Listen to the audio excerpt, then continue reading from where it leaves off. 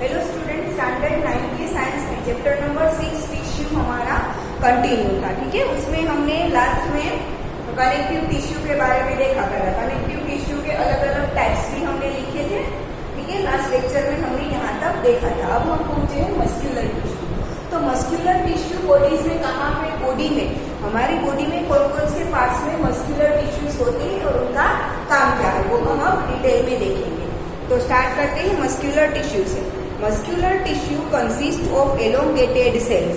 Muscular tissue, हमें पता है कि कोई भी टिश्यू है वो सेल का ग्रुप है।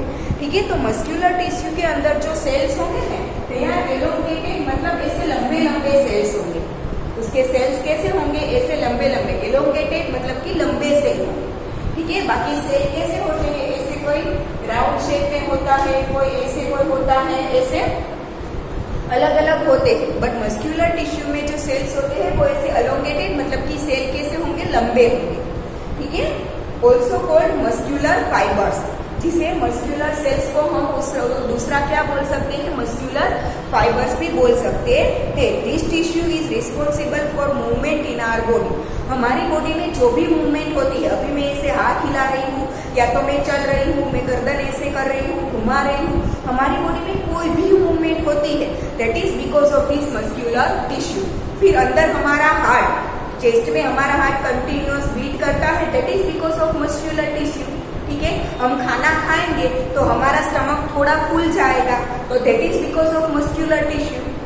ठीक है, फिर हम ब्रीथ करते हैं तो हमें लगता है कि यहाँ से थोड़ा फूलता है, और जब हम बाहर निकालते हैं तो थोड़ा अंदर जाता है। तो लंग्स भी हमारे छोटे बड़े होते हैं। जब ऑक्सीजन आता है तो लंग्स फूल जाते हैं, जब कार्बन डाइऑक्साइड बाहर निकलता है तो लंग्स छोटे हो जाते हैं। तो लंग्स की वो मूवमेंट भी बिकॉज ऑफ मस्कुलर टिश्यू। तो हमारी बॉडी में अंदर की जो मूवमेंट जो हम देख नहीं सकते, जो हमारी विल से नहीं हो सकती, हमारी इच्छा से नहीं हो सकती। हार्ट बीट करता है कंटिन्यू, अगर हम चाहे कि हार्ट बीट ना करे तो ऐसा पॉसिबल है? पॉसिबल है? नहीं है। अगर मैं चाहूँ कि फास्ट से मेरा हार्ट कंटिन्यू बीट करने लगे तो ऐसा पॉसिबल है? नहीं है। वो हमारी इच्छा से नहीं होता, वो अपने आप होता है। लंग्स का ऐसे छोटा बड़ा होना, ऑक्सीजन आने पे बड़ा हो जाना, कार्बन डाइऑक्साइड निकलने पे छोटा हो जाना, वो भी हमारे अकॉर्डिंग नहीं होता। ठीक है, मेरी इच्छा हुई कि मेरे लंग्स को मुझे फुलाना नहीं है, फिर भी ऑक्सीजन अंदर जाना चाहिए, तो ये पॉसिबल नहीं है। वो हमारी इच्छा से नहीं हो सकता, वो अपने आप होता है। उसे बोलते हैं इनवॉल्यूंटरी एक्शंस। क्या बोलते हैं उसे? इनवॉल्यूंटरी एक्शंस, जो हमारी इच्छा से नहीं होती।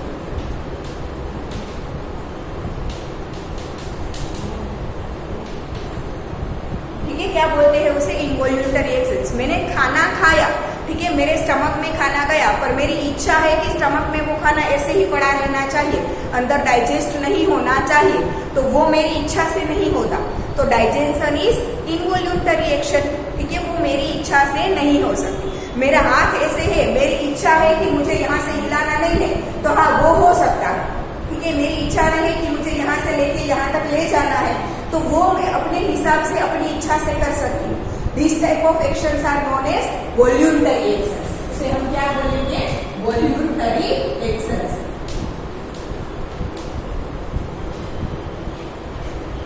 ठीक है, तो आया समझ में? तो जो हमारी इच्छा से हमारे हिसाब से नहीं हो सकता, दैट इज इनवॉल्यूंटरी एक्शंस, और जो हमारी इच्छा से हो सकता है वो वॉल्यूंटरी एक्शंस।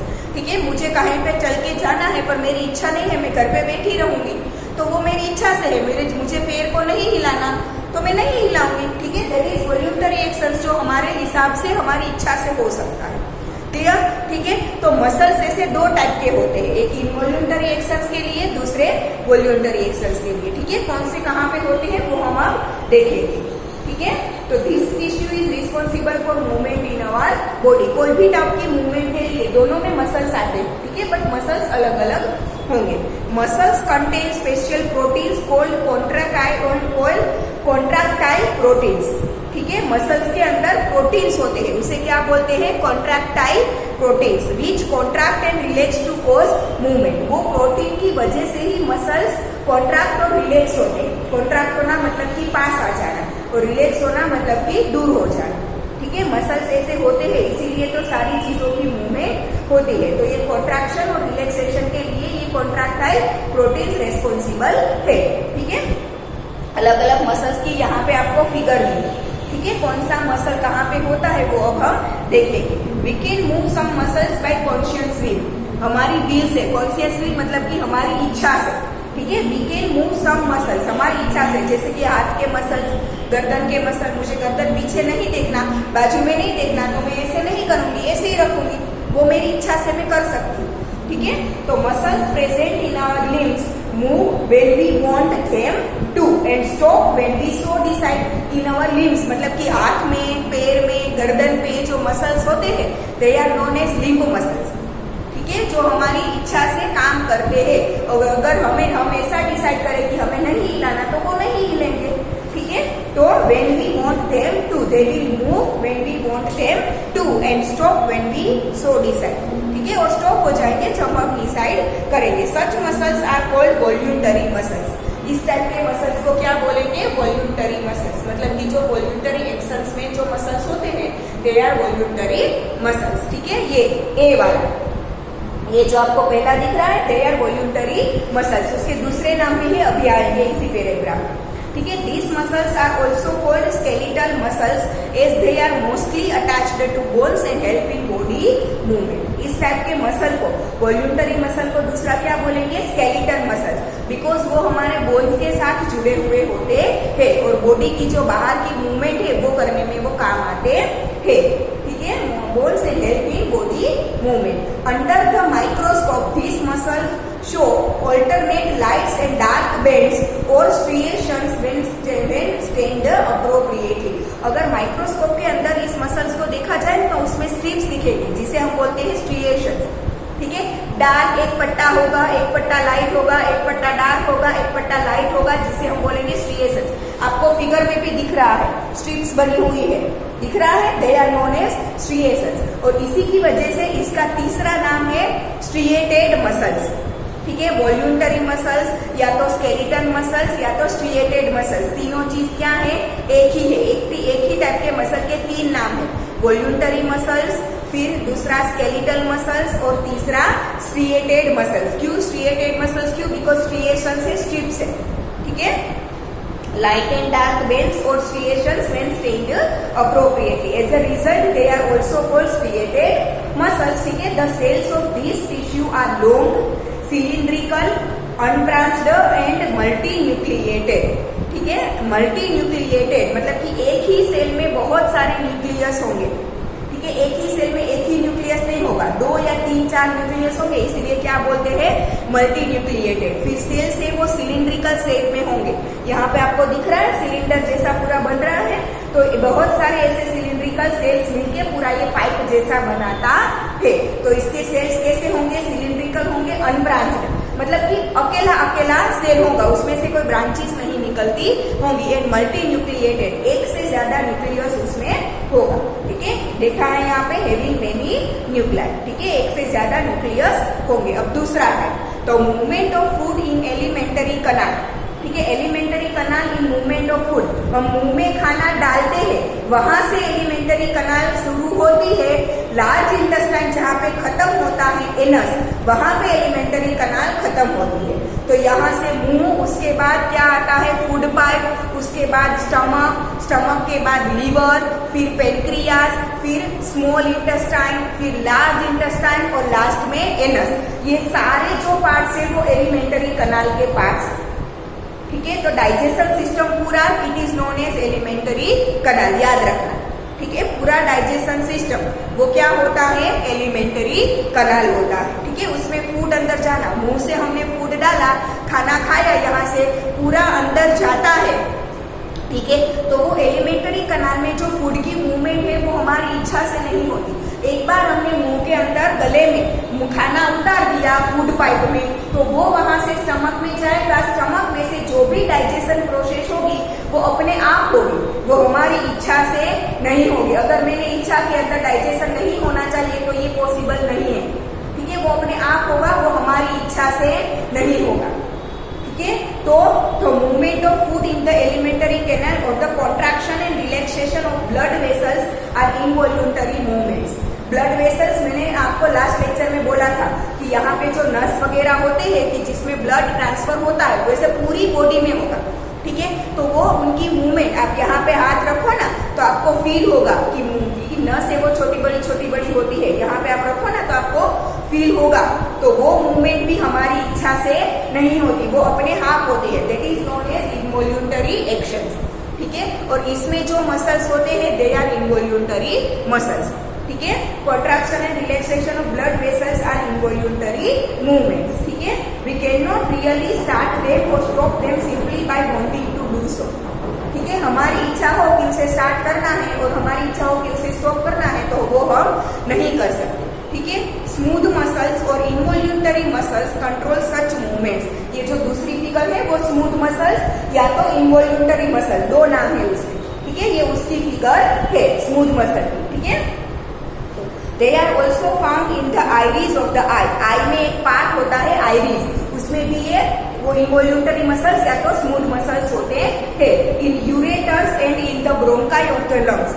यूरेटर्स मतलब कि हमारी किडनी का एक पार्ट है, ठीक है। यूरेटर्स मतलब कि हमारी किडनी का एक पार्ट है, ठीक है। उसमें भी इस टाइप के स्मूथ मसल्स होते हैं। फिर ब्रोंकाई ऑफ लंग्स, लंग्स के अंदर छोटी छोटी ब्रांचेस जैसा होता है हमारा लंग्स, जो हमें बाहर से कई बार आपने फिगर देखी होगी, बुक में कहीं पे आपने लंग ड्रॉ किया हुआ आपने देखा होगा उसकी फिगर। तो वो जो आपको बाहर से लंग दिखता है ना, उसके अंदर छोटी छोटी ब्रांचेस होती है, जिसे बोलते हैं ब्रोंकाई।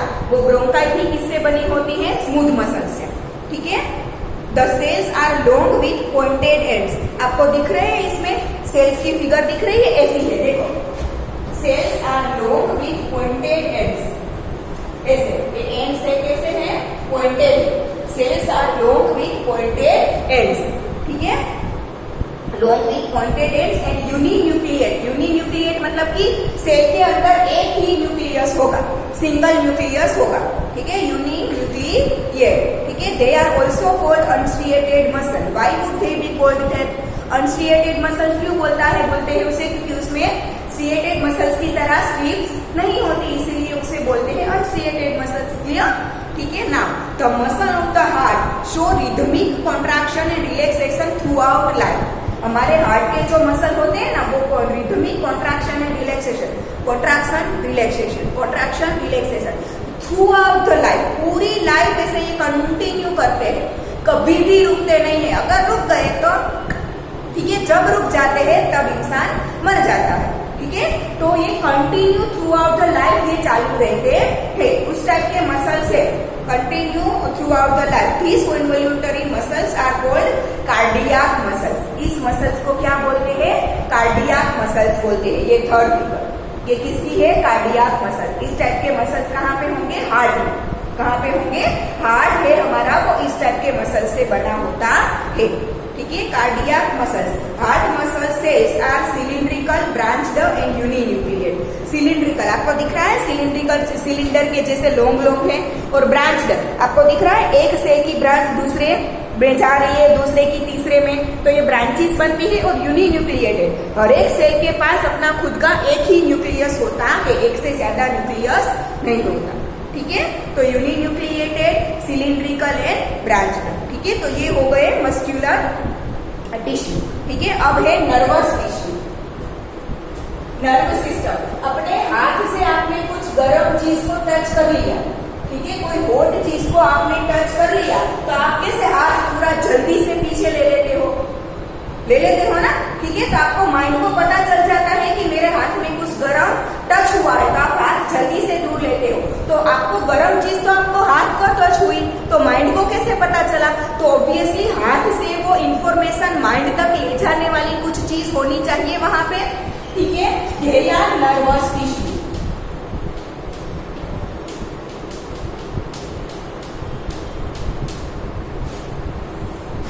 ठीक है। सपोज कि मेरे ये हाथ है, ये कोई गर्म चीज है, मैंने यहाँ पे रखा, मुझे गर्म फील हुआ, मैंने तुरंत हाथ यहाँ से ले लिया, पर मेरा ये गर्म चीज को टच तो मेरा हाथ हुआ था, तो माइंड को कैसे पता चला कि हाथ गर्म हुआ तो जल्दी से दूर ले लूं, ठीक है। तो ये हाथ से ये गर्म होने की इंफॉर्मेशन माइंड तक पहुंचाने के लिए बॉडी में कोई अंदर कुछ चीज होनी चाहिए जो माइंड तक इंफॉर्मेशन पहुंचाती है, ये यार नर्वस टिश्यू, ठीक है। ये इंफॉर्मेशन माइंड तक पहुंचाने का काम कौन करता है? Nervous tissue. सिर्फ गर्म चीज टच करना, ये तो और मैंने एग्जाम्पल दिया है। कहीं पे हाथ पे आपको कट लग गया और दर्द हो रहा है तो वो भी इंफॉर्मेशन पहुंच रही है। ठीक है, आप चल रहे हो, कोई कांटो, ગુજરાતીમાં જેને આપણે કાંટો કહીએ, એ કાંટો પગમાં ચૂભી ગયો તો તમને ખબર કઈ રીતે પડે કે મને પગમાં કાંટો વાગ્યો છે? ठीक है, तो ये वो प्लेस से वो इंफॉर्मेशन माइंड तक, ब्रेन तक लाने के लिए कोई चीज होनी चाहिए, दैट इज नर्वस टिश्यू। ठीक है, तो ये सारी इंफॉर्मेशन पहुंचाने का काम कौन करता है? Nervous tissue. ठीक है, all cells possess is the ability to respond to stimuli. Stimuli मतलब कि जैसे गर्म चीज को टच कर लिया, पैर में या हाथ में कुछ लगा, दैट इज नोन एज स्टिम्युलाई। ठीक है, कोई चीज को स्टार्ट करना, दैट इज स्टिम्युलाई। ठीक है, however cells of the nervous tissue are highly specialized for being stimulated and then transmitting the stimulus very rapidly from one place to another within the body। गर्म चीज को जैसे ही हाथ में टच किया वैसे ही दूर ले लिया। ठीक है, तो आप सोचो ये इंफॉर्मेशन हाथ से ब्रेन तक कितनी फास्ट पहुंचती होगी? एकदम जल्दी से पहुंचती होगी ना। अगर धीरे धीरे पहुंचेगी, ब्रेन धीरे धीरे रिप्लाई देगा हाथ को कि हाथ दूर हो जा, तब तक तो हाथ जल जाएगा। ठीक है, मतलब कि ये प्रोसेस एकदम फास्ट होनी चाहिए। ठीक है, तो इतना फास्ट काम कौन करता है? Nervous tissue. ठीक है, मेरे हाथ की ये जो स्किन होती है ना, सबके बॉडी में, हमारी बॉडी में स्किन के हर एक पार्ट में, चाहे वो स्किन हाथ की हो, पैर की हो, फेस की हो, गर्दन की हो, कोई भी, हर एक पार्ट में स्किन में नर्वस सेल्स या तो नर्वस टिश्यूज प्रेजेंट है। ठीक है, वो गर्म यहाँ पे टच किया, इसे फील हुआ, उसने जल्दी से इंफॉर्मेशन ब्रेन में दी, ब्रेन ने जल्दी से रिप्लाई हाथ को दिया कि तू दूर हो जाए। ठीक है, इसे बोलते हैं क्विक एक्शन। क्या बोलते हैं इसे? Quick action. इसीलिए यहाँ पे बोला है कि however cells of the nervous tissue are highly specialised. Highly specialised होंगे तभी तो इतनी जल्दी एक्शन कर पाएंगे ना। ठीक है, they are highly specialised for being stimulated. Being stimulated मतलब कि गर्म जैसे ही छुआ वैसे वो टिश्यू जल्दी से गर्म होकर इंफॉर्मेशन पहुंचाएंगे। ठीक है, तो जल्दी से स्टिम्युलेट होते हैं and then transmitting the stimulus very rapidly. वो स्टिम्युलस को हाथ से ब्रेन तक जल्दी से ट्रांसमिट करते हैं। ठीक है, very rapidly from one place to another within the body. Body के एक प्लेस से अदर प्लेस तक वो पहुंचाने का काम रैपिड करते हैं। ठीक है, the brain, spinal cord and nerve are all composed of the nervous tissue. Brain, हमारा जो स्पाइनल कॉर्ड होता है ना, गर्दन से स्टार्ट होके नीचे तक स्पाइनल कॉर्ड होता है, वो ब्रेन, स्पाइनल कॉर्ड और ये नर्वस टिश्यू जो बॉडी के स्किन के हर एक पार्ट में होते हैं, थे यार, तो वो सब मिला के क्या बनते हैं? नर्वस टिश्यू बनते हैं। ठीक है, उसके हर एक पार्ट में नर्वस टिश्यू होता है। ब्रेन में नर्वस टिश्यूज होते हैं, फिर हमारे स्पाइनल कॉर्ड में नर्वस टिश्यूज होते हैं और हमारी स्किन में भी नर्वस टिश्यूज होते हैं। ठीक है, the cells of this tissue are called nerve cells और न्यूरॉन्स। नर्वस टिश्यू के जो सेल्स होते हैं उसे क्या बोलते हैं? नर्व सेल्स या तो न्यूरॉन्स। नर्वस टिश्यू के सेल्स को क्या बोलते हैं? नर्व सेल्स और न्यूरॉन्स बोलते हैं। ठीक है, consist of a cell body, a neuron consists of a cell body with a nucleus and cytoplasm for which long thin hair-like parts arise। ठीक है, आपको यहाँ पे जो नीचे फिगर दी है वो न्यूरॉन या तो नर्व सेल की है। देखो ये फिगर कई बार पूछी जाती है।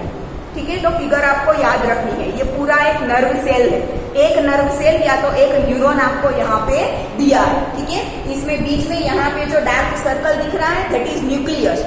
वो क्या है? न्यूक्लियस। उसके ऊपर का जो पार्ट है दैट इज साइटोप्लाज्म। हमने देखा था ना कि सेल में न्यूक्लियस के आसपास जो लिक्विड जैसा मटेरियल होता है उसे हम साइटोप्लाज्म बोलते हैं। उसमें से एक हेयर लाइक लंबा स्ट्रक्चर निकलता है जिसे बोलते हैं एक्सोन, और एक्सोन में से ये ब्रांचेस जैसा निकलता है जिसे बोलते हैं नर्व एंडिंग। ठीक है, और ये जो साइटोप्लाज्म मतलब कि सेल बॉडी के ऊपर ये जो ब्रांचेस जैसा होता है ना उसे बोलते हैं डेंड्राइट। क्या बोलते हैं उसे? डेंड्राइट। वो डेंड्राइट से इंफॉर्मेशन जाके न्यूक्लियस में जाती है, न्यूक्लियस में से एक्सोन में, एक्सोन में से नर्व एंड में जाती है। कहाँ पे जाती है? पहले डेंड्राइट में, डेंड्राइट में से न्यूक्लियस में, न्यूक्लियस में से एक्सॉन में और एक्सॉन में से कहाँ जाएगी, नर्व एंड में। ठीक है, तो यहाँ पे दिया है देखो, from which long thin hair like part arise, usually each neuron has a single long part, ठीक है, कॉल्ड द एक्सॉन। हर एक न्यूरॉन के पास ऐसा लंबा एक पार्ट होता है जिसे क्या बोलेंगे, एक्सॉन बोलेंगे। And many source branch the parts called dendrites, ठीक है, ऐसे छोटे ब्रांच जैसे पार्ट्स होंगे जिसे क्या बोलते हैं, डेंड्राइट बोलते हैं। ठीक है, an individual nerve cell may be up to a metre long, ठीक है, एक नर्व सेल 1 मीटर जितना लॉन्ग होता है, may be up to a metre long, एक नर्व सेल 1 मीटर जितना लॉन्ग होता है। Many nerve fibres bound together by connective tissue make up a nerve, ऐसे बहुत सारे नर्व फाइबर मिला के पूरा एक नर्व सिस्टम बनाता है। The single that passes along the nerve fibre is called a nerve impulse, ठीक है, तो इसमें से जो इम्पल्स, जो इंफॉर्मेशन पास होती है उसे बोलते हैं नर्व इम्पल्स। जैसे कि मेरे हाथ ने कुछ गर्म टच किया तो उसकी इंफॉर्मेशन जो पास हुई उसे बोलते हैं नर्व इम्पल्स, ठीक है। Nerve impulse allows us to move our muscles when we want to, ये नर्व इम्पल्स की वजह से हमें हमारे मसल्स, हम जब इच्छा होते हैं तब मूव कर सकते हैं, बट कौन से मसल्स, ओनली वॉल्यूंटरी मसल्स, ठीक है। The functional combination of nerve and muscle tissue is fundamental to most animals, बहुत सारे एनिमल्स में ये नर्व टिश्यू और मसल टिश्यू का कॉम्बिनेशन होता है। नर्व टिश्यू इंफॉर्मेशन देंगे तब मसल टिश्यू मूवमेंट करेंगे, ठीक है। This combination enables animals to move rapidly in response to stimuli, ये इस कॉम्बिनेशन की वजह से अगर कोई स्टिम्युलाई हुआ, जैसे कि कुछ चीज लग गई या तो फिर कुछ गर्म चीज टच कर ली, तो ये स्टिम्युलाइज को रैपिड इंफॉर्मेशन, रैपिड क्विक उसका एक्शन देने के लिए ये कॉम्बिनेशन काम आता है, नर्व टिश्यू का और मसल टिश्यू का। क्लियर, ठीक है। तो यहाँ पे इसके साथ नर्व टिश्यू हमारा खत्म होता है, इसके साथ ये चैप्टर भी हमारा चैप्टर नंबर 6 टिश्यू खत्म होता है, ठीक है। अब हम स्टार्ट करेंगे चैप्टर नंबर 9 फोर्स, हम स्टार्ट करेंगे chapter number 9।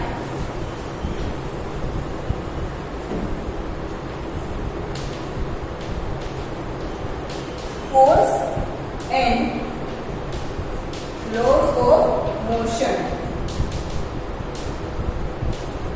Chapter number 9 force and laws of motion, ठीक है, ये हम स्टार्ट करेंगे, ठीक है, force and laws of motion, ठीक है। अब हमें पता है, देखो चैप्टर नंबर 8 में थोड़ा मैं ओवरव्यू आपको दे देती हूँ। चैप्टर नंबर 8 में हमने देखा था कि ऑब्जेक्ट मोशन में आता है, देखा था, ठीक है। मोशन वाले चैप्टर में हमने अलग अलग देखा था, डिस्टेंस, डिस्प्लेसमेंट, वेलोसिटी, एक्सीलरेशन, ये सब हमने चैप्टर नंबर 8 में दे दिया, ठीक है। तो ऑब्जेक्ट मोशन में आता है, स्ट्रेट लाइन में जाता है, या तो घूम के जाता है, या तो सर्कुलर मोशन करता है, ठीक है। इस हिसाब से हमने देखा था कि uniform motion and non uniform motion equal time interval में इक्वल डिस्टेंस कवर करता है, तो हमने बोला था यूनिफॉर्म मोशन, ठीक है। इक्वल टाइम इंटरवल में अगर वो डिस्टेंस अलग अलग कवर करता है तो हमने बोला था नॉन यूनिफॉर्म मोशन, ये हमने देखा था चैप्टर नंबर 8 में। तो अब कोई भी ऑब्जेक्ट मोशन में कैसे आता है, कोई भी ऑब्जेक्ट मोशन में कैसे आता है, अपने आप मोशन में आ जाता है, ठीक है। ग्राउंड में एक क्रिकेट का बॉल पड़ा है, उसे किसी ने हिट नहीं किया या किसी ने छुआ नहीं, तो वो अपने आप घूमने लगेगा पूरे ग्राउंड में, नहीं, वो अपने आप कोई भी चीज मोशन में नहीं आती। आप बाइक स्टार्ट करते हो तो उसमें की लगा के उसका स्टार्ट से जो सेल्फ स्टार्ट होता है उसे स्टार्ट करते हो, तब इंजन में इग्निशन होता है, तब वो बाइक स्टार्ट होता है ना। या तो आप किक लगाते हो तब बाइक स्टार्ट होता है, अपने आप तो वो स्टार्ट नहीं हो जाता। पार्किंग में ऐसे पड़ा होता है, अपने आप चालू हो जाता है, नहीं। बाइसिकल कब चल रही है, आप जब पेडल लगाओगे तब अपने आप वो बाइसिकल चलती नहीं है। तो कोई भी ऑब्जेक्ट की मोशन अपने आप नहीं होती, सेल्फ मोटिवेट नहीं होता, ठीक है। उसके मोशन के लिए कोई चीज हमें उसे देनी पड़ती है, या तो उसे पुश करना पड़ता है। क्रिकेट बॉल को आपको हिट करो, बैट से हिट करो, तब वो आगे जाएगा ना, ठीक है। फिर यहाँ पे कोई चीज सपोज की टेबल पड़ा है, उसे मुझे दूर करना है, तो मुझे आगे जाने देना है तो मैं पुश करूंगी, इस तरफ लाना है तो मैं पुल करूंगी, ठीक है। तो याद तो कोई भी ऑब्जेक्ट को मोशन में लाने के लिए आपको उसे पुश करना पड़ेगा, या तो पुल करना पड़ेगा, या तो हीट करना पड़ेगा, ठीक है, तब वो ऑब्जेक्ट मोशन में आता है, अपने आप को मोशन में नहीं आता, ठीक है। ये बोर्ड को किसी ने छुए बिना यहाँ पे लटका दिया है तो ये कुछ नहीं करेगा, ऐसे लटके रहेगा, ठीक है। अब जोर से नीचे से कोई बहुत सारे जोर से खींचेगा तो वो नीचे गिर जाएगा ना, तब वो मोशन में आएगा, तब तक वो यहाँ पे लटका रहेगा, ठीक है। तो कोई भी ऑब्जेक्ट की मोशन अपने आप नहीं होती। तो ये जो आप किसी चीज को हीट करते हो, या तो पुश करते हो, या तो पुल करते हो, that is known as force. उसे क्या बोलते हैं हम? फोर्स बोलते हैं। क्या बोलते हैं उसे? फोर्स। तो कोई भी ऑब्जेक्ट पर जब फोर्स अप्लाई होगा तब वो ऑब्जेक्ट मोशन करेगा, ठीक है। बाइक में आपने की लगाई, फिर सेल्फ स्टार्ट से आपने स्टार्ट कर दिया उसे, ठीक है। तो आपने सेल्फ स्टार्ट किया तो अंदर इग्निशन इंजन में हुआ, तब वो स्टार्ट हुआ। तो आपने फोर्स कौन से फॉर्म में अप्लाई किया? इग्निशन के फॉर्म में। सेल्फ स्टार्ट चालू किया तो अंदर इग्निशन हुआ, वो इग्निशन के फॉर्म में आपने उसे फोर्स अप्लाई किया। बाइसिकल चलाई तो पेडलिंग किया, तो पेडल को आपने अपने पैर से फोर्स लगाया, ठीक है, तो वो आपने पेडलिंग के फॉर्म में फोर्स लगाया, ठीक है। तो कोई भी ऑब्जेक्ट की मोशन के लिए फोर्स इज नेसेसरी, इसे हम क्या बोलेंगे? फोर्स बोलेंगे। तो ये फोर्स के अलग अलग टाइप्स हम इस चैप्टर में पढ़ेंगे, और ये फोर्स कैसे अप्लाई होता है, एंड लॉज ऑफ मोशन। हमने चैप्टर 8 में जो ऑब्जेक्ट की अलग अलग मोशन देखी ना, वो मोशन के लिए हम अलग अलग क्या देखेंगे? लॉज देखेंगे, बट वो हम नेक्स्ट लेक्चर से देखेंगे। आज हम इतना इंट्रोडक्शन तक रखते हैं, ठीक है।